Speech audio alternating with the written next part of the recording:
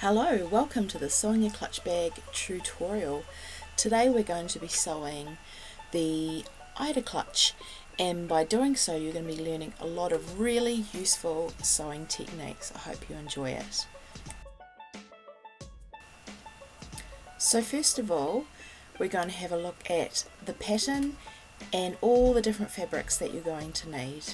This here is a PDF pattern. It's a free downloadable pattern from Kylie and the Machine. I will put the link in the info box down the bottom. It's called the Ida clutch. There's two pattern pieces. There's a pattern piece for the outer and the lining, and also we have these interfacing pattern pieces. These are optional, but as you can see they're made so you can do a little flap on your Ida clutch. Today I'm not going to use interfacing because the fabric that I have is already quite sturdy, so it's up to you. The fabric that I have is a nice linen-y cotton, kind of a canvasy feel, not too hard, not too soft. So there's the snap placement. You can interface those separately, and that's what I'm going to do today. So that's my outer fabric, this nice green, colourful, canvasy linen type fabric. Any type of fabric is good for the outside as long as you can't really see through it. And here's the inside. I've got this apparel lining fabric that I bought for a coat. It's a really good way to use up those extra scraps that you might have lying around. So a good tip is to make sure that you iron both of your fabrics really well. Right, here's the zip. You need a 25cm zip. That's what the pattern is designed for, although it doesn't matter if your zip is a little bit longer. Also you need some snaps. Now the snaps that I've decided to use are these magnetic snaps, and they poke through the fabric and then you use this little disc to keep it on. But you can also use sew-in snaps, or the ones that you hammer in. You can find them at Spotlight. They're really easy to find, and they make it look really nice and professional to have a nice little snap in there. Okay, now that we've ironed it, it's time to cut. The fabric is folded, so when you cut you're going to be cutting two at the same time. What I've done here for this demonstration is I've done a line in chalk, and here is my rotary cutter. Now you don't need to have a rotary cutter for this project, I just thought I'd demonstrate. The rotary cutter isn't actually my favourite thing to use. I don't find it that easy to use on fabric, but I find it really good to use on leather, and leather is a great material to use for this project. So just finish cutting all around my outer fabric. So remember, I did a chalk line first, and now what I'm going to do is I'm going to mark my notches. So right at the top there's a little notch, and that's the center where you're going to line up the center of your zip. I'm going to do a little snip, and then I'm going to snip the end of the dart legs. So there's two darts. I'm just going to snip the end of the dart legs, and then that makes it easier to match up later. I'm going to turn it over because I'm going to put some chalk marks in. I'm going to chalk mark the apex of my dart, but first I'm going to poke a little hole with a pin,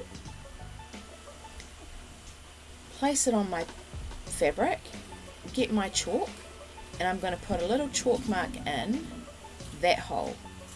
So now I know where my dart is, and I'm also going to chalk mark in where I'm going to put my snaps.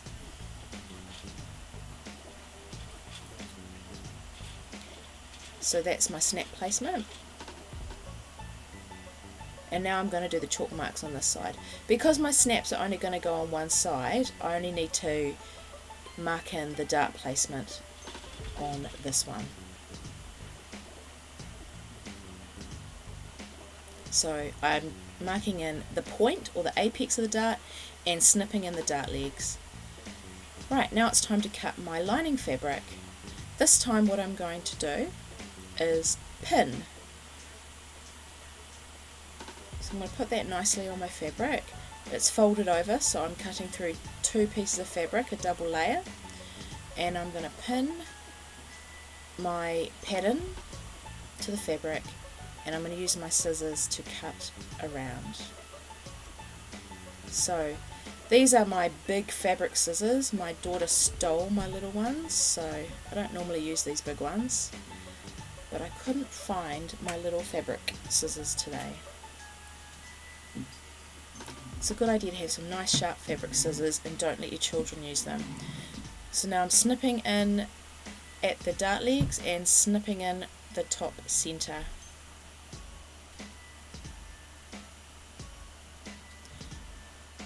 Now I'm just going to mark in my dart apexes, or the pointy bit of my darts. Take my pattern piece off because I need to turn it around, and do it on the other side as well. So I'm marking in these chalk markings on the wrong side of the fabric, so the fabric that doesn't have the pattern on it. So there you go.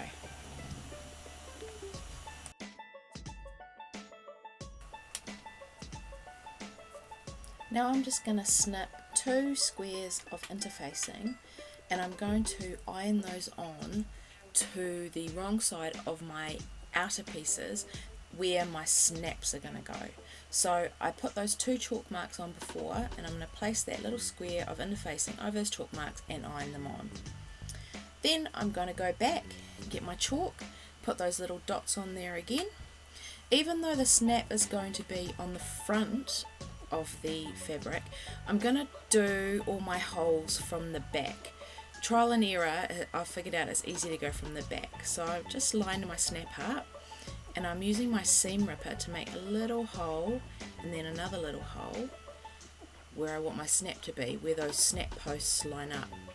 Now I'm going to put that one on the bottom, the flat one, pop it through the holes very gently,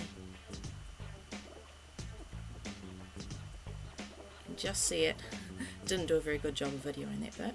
And then I'm going to pop that over and then press it down. So those little poles are going to be pressed down. There we go. You can also put another piece of interfacing over the top if you like. Some people like to stitch a bit of fabric over the top, but for this one I'm just going to leave it like that. The interfacing and the fabric will be enough. Now I'm going to flip it back over, get the other side of the snap, line it up with my hole, find the spot where the posts go through, cut a little tiny hole with my seam ripper, and that's through the interfacing and the fabric. Get the other side and pop it through. Get the circular disc with the holes, pop it through and bend them down, and that's all there is to it. Now you've finished your snaps. The next video we're going to be doing the darts, so stay tuned.